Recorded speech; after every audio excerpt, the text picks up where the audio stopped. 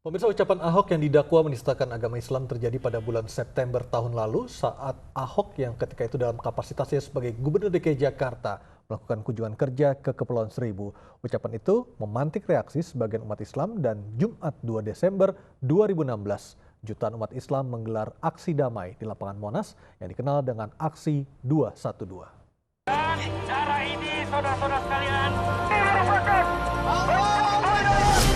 bukan karena dalam pilkada, tapi karena penistaan agama.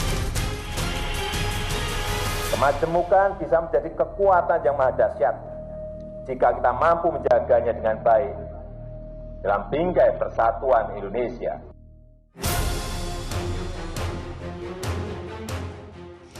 Panasnya suhu politik jelang Pilkada Jakarta 2017 semakin jelas sejak terjeratnya Ahok dalam kasus dugaan penistaan agama dimulai setelah seorang dosen yang juga mantan wartawan Buniyani yang mengunggah penggalan video pidato Gubernur DKI Jakarta yang mengutip ayat suci dibohongi pakai surat Al-Maidah ayat 51 saat berdialog dengan warga di Kepulauan Seribu tanggal 30 September 2016 dan menyertakan informasi yang menimbulkan rasa kebencian dan permusuhan yang berdasarkan SARA.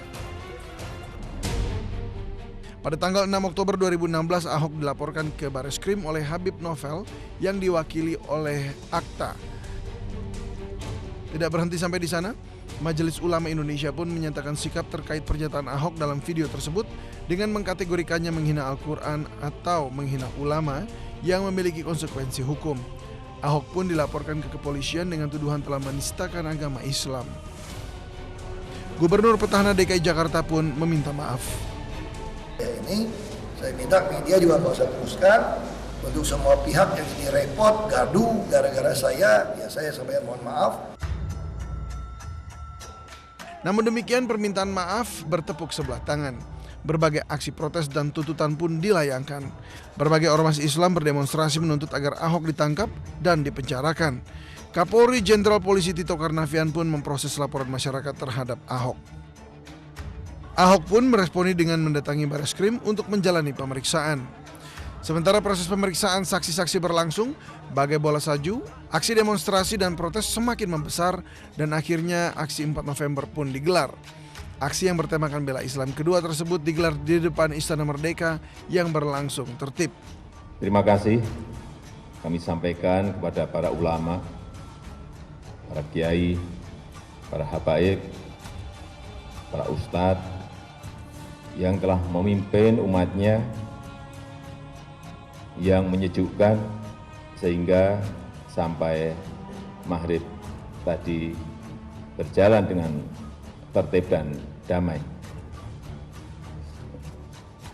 Tapi kita menyesalkan kejadian Ba'da Isya yang seharusnya sudah bubar tetapi menjadi rusuh. Dan ini kita lihat telah ditunggangi oleh aktor-aktor politik yang memanfaatkan situasi. Untuk menghindari gerakan massa, Presiden Joko Widodo pun memerintahkan Kapolri untuk memproses kasus dugaan penistaan agama secara transparan. Tanggal 15 November 2016, Bareskrim Polri pun melakukan gelar perkara semi terbuka yang diantaranya dihadiri oleh Rizik Syihab, Sira Prayuna, Kompolnas, dan Ombudsman. Tanggal 16 November, Ahok akhirnya ditetapkan sebagai tersangka. Dengan menetapkan Saudara Insinyur Basuki Cahayapurnama MM alias Ahok sebagai tersangka dan melakukan tindakan pencegahan untuk tidak meninggalkan wilayah Republik Indonesia. Penetapan Ahok sebagai tersangka ternyata tidak menghentikan aksi massa. Bahkan aksi massa semakin besar setelah Gerakan Nasional Pengawal Fatwa MUI menggagas akan menggelar aksi 25/11 dengan tuntutan agar Ahok ditahan. Namun pemerintah melihat gelagat lain karena aksi 25/11 dianggap sudah bukan masalah dugaan penistaan agama, melainkan ada dugaan pengumpulan massa dan berpotensi ditunggangi oleh aktor politik.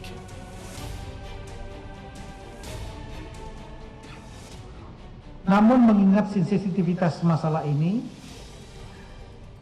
saya selaku Kapolri saat itu sebelum laporan terakhir tanggal 21 Oktober sudah memerintahkan kepada Kabareskrim untuk melakukan langkah penyelidikan. Mengantisipasi hal buruk terjadi, Presiden Joko Widodo pun akhirnya melakukan safari politik ke sejumlah ormas Islam, diantaranya PBNU dan Muhammadiyah untuk meredam gejolak. Juga mendatangi segenap aparatur negara mulai dari TNI, Polri hingga segenap satuan khusus. Seakan memberi pesan bahwa segenap aparatur negara telah siap membela negara kesatuan Republik Indonesia. Tidak hanya Presiden, Kapolri dan Panglima TNI turut bersafari ke berbagai elemen masyarakat untuk menjaga NKRI. Bahkan dalam sebuah kesempatan, Panglima TNI Jenderal Gatot Nurmantio mengatakan bahwa prajuritnya siap untuk berjihad membela negara kesatuan Republik Indonesia. Kapolri Jenderal Polisi Tito Karnavian pun mengerahkan polisi bersorban atau pasukan Asmaul Husna untuk menjaga keamanan saat aksi bela Islam ketiga digelar.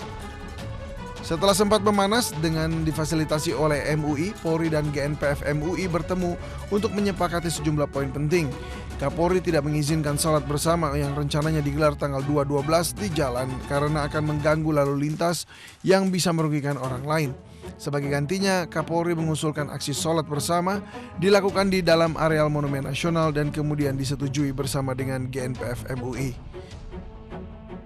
Alhasil, aksi bela Islam 3 yang digelar ratusan ribu umat Islam di Monas pada tanggal 2/12 berubah jadi berzikir dan berdoa bersama. Aksi damai ini berjalan dengan lancar. Namun di tengah pelaksanaan doa bersama, kepolisian menangkap sejumlah aktivis yang diduga akan melakukan makar. Mereka diantaranya adalah Sri Bintang Pamungkas, Ratna Sarumpait, serta Rahmawati Soekarno Putri. Selain itu, musisi Ahmad Dhani ditangkap dengan sangkaan telah menghina lambang negara. Kasus dugaan penistaan agama yang berawal dari tuntutan kepada Ahok disinyalir bergeser menyasar pemerintahan Joko Widodo dengan penetapan tersangka pada para aktivis yang ditangkap. Pemerintah mengaku tengah melakukan tindakan antisipatif agar tidak jatuh korban karena bentrokan. Karena waktu itu ada laporan-laporan bahwa ancaman-ancaman bisa macam-macam karena ditemukan bom, ada granat yang kasih timer di mana di di lapangan terbang Cengkareng. Ada juga intelijen yang kita terima bahwa ada mungkin molotov dan sebagainya. Nah itu tentu bidang-bidang keamanan tidak ingin mengambil risiko. Sementara itu, Ahok pun mengalami penolakan di sejumlah daerah yang ia kunjungi saat berkampanye. Demikian juga terhadap Jarod Saiful Hidayat, Cawagup DKI Jakarta nomor urut 2. Namun demikian, para penghadang kini ditetapkan sebagai tersangka oleh pihak kepolisian. Ahok pun memilih untuk menerima keluhan masyarakat di rumah Lembang. Kasus dugaan penistaan agama kini memasuki babak baru, yaitu dalam pengadilan. Persidangan mulai digelar tanggal 13 Desember lalu yang diselenggarakan oleh Pengadilan Negeri Jakarta Utara. Bukan dimaksudkan untuk menafsirkan surat Al-Maidah 51, apalagi berniat menista agama Islam. Ahok harus menghadapi pengadilan yang digelar untuk membuktikan apakah ia bersalah telah menista agama ataukah tidak. Dan apakah kampanye Jarod sanggup untuk menjaga 1 juta suara teman Ahok yang sempat mendukungnya untuk memenangkan mereka di Pilkada Februari mendatang? Waktulah yang akan menjawabnya.